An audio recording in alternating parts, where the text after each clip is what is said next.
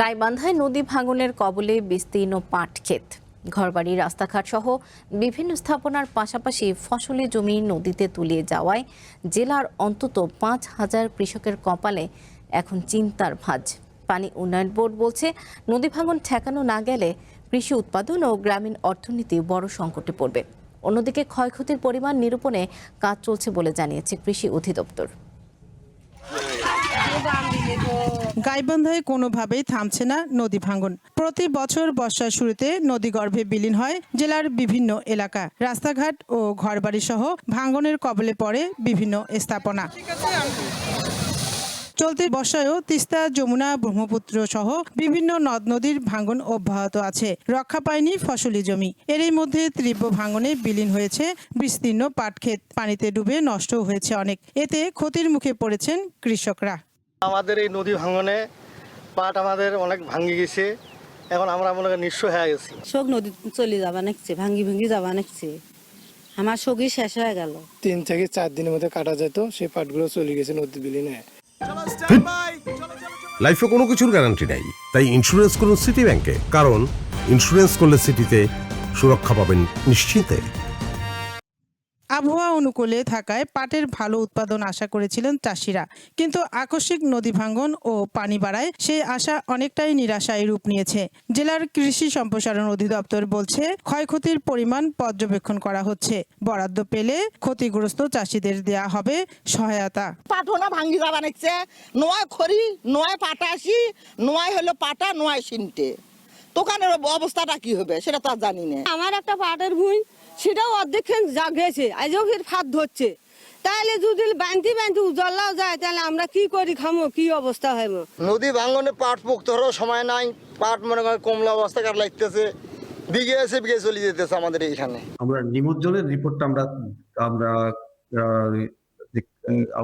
Collect করেছি। সেটা হলো প্রায় 60 হেক্টর জমি। নদীর তীরবর্তী যে ফসলগুলি রয়েছে, সবগুলি ফসল এই ভাঙনের কারণে যে ফসলগুলি পাশেই পাচ্ছে, সেগুলিকে ভেঙে নিয়ে চলে যাচ্ছে। এটার ক্ষয়ক্ষতি আমরা নিরূপণ করছি। পানি উন্নয়ন বোর্ড বলছে, চরাঞ্চলের ফসলি জমি রক্ষায় এখনই কার্যকর ও টেকসই উদ্যোগ নেওয়া না হলে ভবিষ্যতে কৃষি উৎপাদন ও গ্রামীণ অর্থনীতি বড় সংকটে পড়বে। 10-12টি জায়গায় এর মধ্যে আমরা কাজ শুরু করেছি। এছাড়া আরো 10 থেকে 12টি জায়গায় আমরা কাজ শুরু করার উদ্যোগ গ্রহণ করেছি। ঠিকাদাররা মোবিলাইজেশন করছেন, তারা অবস্থান বেশে কাজ শুরু করবেন। এর মধ্যে যেসব জায়গায় কাজ শুরু করা হয়েছে, এগুলোতে ভবন প্রতিরোধ করা সম্ভব হয়েছে। বাকিগুলোতে কাজ শুরু হলে ইনশাল্লাহ ভবন প্রতিরোধ করা সম্ভব হবে। তবে আমরা অবকাঠামো যেসব জায়গায় আছে, যেসব জায়গায় প্রতিষ্ঠান আছে, এই জায়গাগুলোকে প্রায়োরিটি দিয়ে কাজ করছে। চলতি মৌসুমে গাইবান্ধার সুন্দরগঞ্জ, ফুলছড়ি, সাঘাটা ও সদর সহ 7 উপজেলায় 14,000 হেক্টর জমিতে পাট চাষ হয়েছে।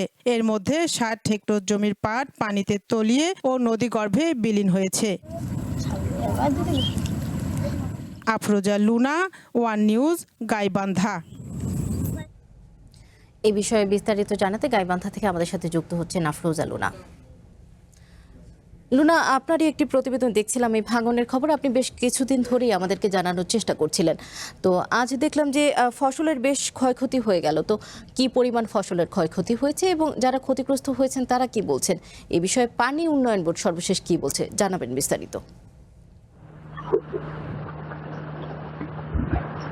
সদা আপনার মাধ্যমে জানাতে চাই যে গাইবান্ধায় গত 20 থেকে 22 দিন ধরে কিন্তু তিস্তা, যমুনা, ব্রহ্মপুত্র নদীতে ব্যাপক ভাঙন শুরু হয়েছে। এই ভাঙনের সাথে পাল্লা দিতে পারছে না ভাঙন এলাকার মানুষগুলো। প্রতিদিন বাড়ছে তিস্তা, যমুনা, ব্রহ্মপুত্র নদীর পানি, কখনো কখনো আবার কমছে। এই পানি কমা বাড়ার সাথে সাথে কিন্তু পাল্লা দিয়ে শুরু হয়েছে ব্যাপক নদী ভাঙন। নদী ভাঙনের কবলে পড়েছে বিভিন্ন স্থাপনা, ঘরবাড়ি এবং ফসলি জমি। এই ফসলি জমির মধ্যে বিভিন্ন উঠতি বয়সের শাকসবজি যেমন রয়েছে, তেমনি রয়েছে পাটের আবাদ কিন্তু রয়েছে। জেলা কৃষি কর্মকর্তা আমাকে জানিয়েছেন যে এবছর জেলায় 13,997 হেক্টর জমিতে পাটের চাষ লক্ষ্যমাত্রা নির্ধারণ করা হয়েছে। তার মধ্যে কিন্তু গাইবান্ধার ফুলছড়ি এবং সুন্দরগঞ্জের যে চরাঞ্চল রয়েছে এবং নদী অববাহিকা রয়েছে সেখানে কিন্তু পাটের আবাদ অনেক বেশি হয়ে থাকে। এই এলাকাগুলোতে যেহেতু নদী ভাঙন অব্যাহত রয়েছে সেহেতু এই এলাকাগুলোতে কিন্তু পাট চাষের অনেক ক্ষতি, ব্যাপক ক্ষতি হয়েছে। কৃষকরা অনেক লোকসানের মুখে পড়েছেন বলে আমাকে জানিয়েছেন এবং তারা বলছেন যে এই পাট চাষ তারা কখনোই আর পুষিয়ে নিতে পারবেন না, যা ছিল তাদের আসলে ভবিষ্যতে চলার একটা স্বপ্ন। তো এই ব্যাপারে কৃষি কর্মকর্তা ভারপ্রাপ্ত কর্মকর্তা আসাদুজ্জামান আমাকে যেমনটি জানিয়েছেন যে তারা এখনো মাঠ পর্যায়ে তাদের জরিপ চলছে, তারা জরিপের কাজ শেষ করতে পারেনি। জরিপ শেষ হয়ে গেলে হয়তো তারা বলতে পারবেন যে কতগুলো পাটের জমি ক্ষতির মুখে পড়েছে। অন্যদিকে কিন্তু ভাঙনের কবলে শুধু জমি জমা এবং ঘরবাড়ি ভিটে মাটি পড়েনি, ভাঙনের কবলে পড়েছে অন্তত বেশ কয়েকটি সরকারি প্রাথমিক বিদ্যালয়। এর মধ্যে রয়েছে ফুলছড়ির চৌমুহন সরকারি প্রাথমিক বিদ্যালয় কিন্তু ইতিপূর্বেই নদী গর্ভে বিলীন হয়ে গেছে এবং আরো 4টি সরকারি প্রাথমিক বিদ্যালয় ভাঙনের কবলে পড়েছে, ভাঙনের মুখে পড়েছে। সেগুলো হচ্ছে উত্তর খাটিয়ামারি, পশ্চিম খাটিয়ামারি সহ আরো 4টি বিদ্যালয় ভাঙনের মুখে পড়েছে। জেলা শিক্ষা অফিসার লক্ষণ কুমার দাস আমাকে জানিয়েছেন যে এই 4টি বিদ্যালয় তারা ইতিপূর্বে সরিয়ে নেওয়ার কাজ শুরু করেছেন। তো এই ছিল আমার কাছে এখনকার মতো নদী ভাঙনের সর্বশেষ পরিস্থিতি। সওদা। লুনা, আপনাকে ধন্যবাদ।